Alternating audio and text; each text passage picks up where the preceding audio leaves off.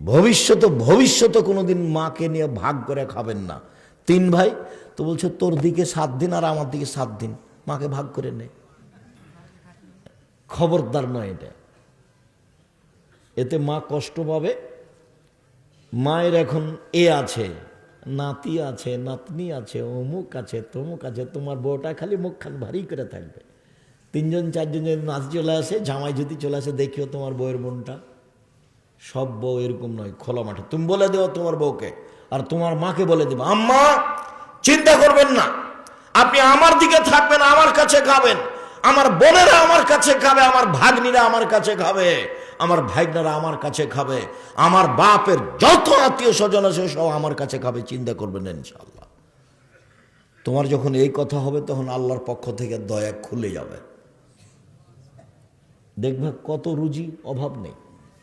আমার মা বলছে তোর বাড়িটার নাম মেহমানখানা, আমার মা বলছে যে তোর বাড়িটার নাম মেহমানখানা। হিন্দু আসুক খেতে পাবে, বৌদ্ধ আসুক খেতে পাবে, শত্রু আসুক খেতে পাবে। শত্রু যে কালকে মারতে চেয়েছে ও যদি আসে, ওর জন্য আছে, বেশ বাঁচতে হবে।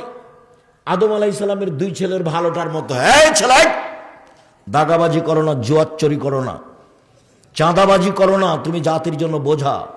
তোমার বাপ কাপুরুষ মানুষ, তোমাকে মানুষ করতে পারেনি, তুমি চাঁদাবাজি করো কেন? আদম আলাইহিস সালামের 2 ছেলের ভালোটার মতো হয়ে বাঁচো।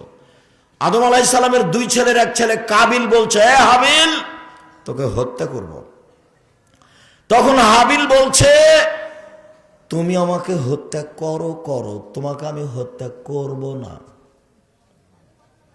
তুমি আমাকে মারো, তোমাকে আমি মারবো না, বলতে পারবেন না?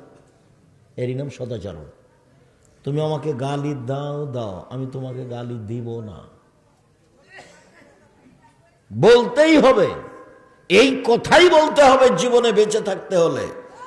ক্ষমতা দেখে, দাপট দেখে, জুলুম করে, অত্যাচার করে, অন্যায় করে, অবিচার করে, মানুষের উপর নির্যাতন চালিয়ে বেঁচে থাকার চেষ্টা করিয়েন না। নেত্রীর সময় 45 মিনিট,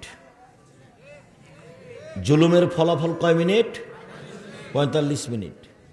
আর যারা যত বড় জালেম তার সময় তত কম। ধরেন ফেরাউন 2-3 মিনিট, ডুবলো, নাই ডুবে গেছে ফেরাউন।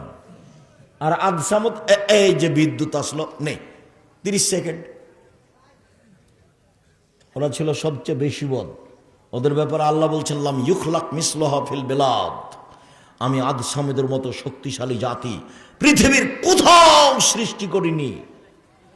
আল্লাহ ফেরাউনকে বলছে, তোমার পূর্বে যারা ছিল তারা তোমাদের চেয়ে বেশি শক্তিশালী ছিল, তাদের অর্থ সম্পদ বেশি ছিল, তারাকে আমি ধূলিসাৎ করে দিয়েছি। জীবনে কেউ ক্ষমতা দেখিয়ে, দাপট দেখিয়ে বাঁচতে পারেনি। এই ছেলে, জুলুম করো কেন মানুষের উপরে? নত হয়ে থাকো, সবসময় নত হয়ে থাকবা, খুব নত হয়ে থাকবে, মানুষের সাথে অন্যায় অবিচার করবে না। জুলুমের ফল দেখবা। দেখো না, খুলনার অঘোষিত সম্রাট এরশাদ শিকদার মেয়ের মাথাতে হাত দেওয়ার মতো সুযোগ পায়নি। ক্ষমতা দেখাবা না, দাম্ভিকতা দেখানো দেখবা। দেখো না, রাতে রাতে দেশ দখল করেন প্রেসিডেন্ট সাদ্দাম, দুনিয়া থেকে কিভাবে চলে যেতে হয়েছে। ক্ষমতা দেখাবে না, মাটির মানুষ। 4টে জিনিস জীবনে করবা। 1, 5 ওয়াক্ত সালাত, 2, হালাল রুজি, 3, কোরআন তেলাওয়াত, 4, আড্ডা পিটা চিরদিনের জন্য নিষেধ। আড্ডা পিটা 2 ধরনের।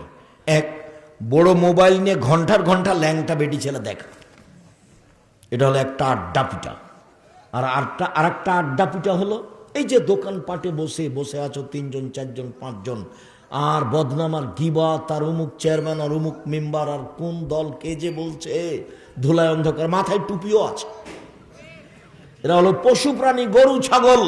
বুঝে না ওরা অন্তর আছে, বুঝে না, দেখেও দেখে না ওরা চক্ষু আছে, দেখে না, শোনে না ওরা কান আছে, শোনে না।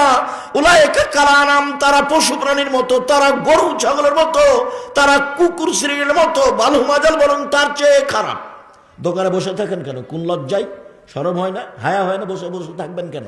আর একজনের বদনাম শোনেন কেন? আপনি কুকুর শ্রীগালের চেয়ে খারাপ, আমি এ কথা বলিনি, এ কথা আল্লাহ বলছে। খারাপ লাগে কেন? বসে থাকবেন কেন? সালাত আদায় করে বাড়ি চলে যাবেন। বসে থাকবেন কেন? কেন দোকানে বসে থাকেন? আমি তো বহুদিন বলেছি দোকানে যাওয়ার পদ্ধতি। আসসালামু আলাইকুম, আহমদ, লবণ আছে?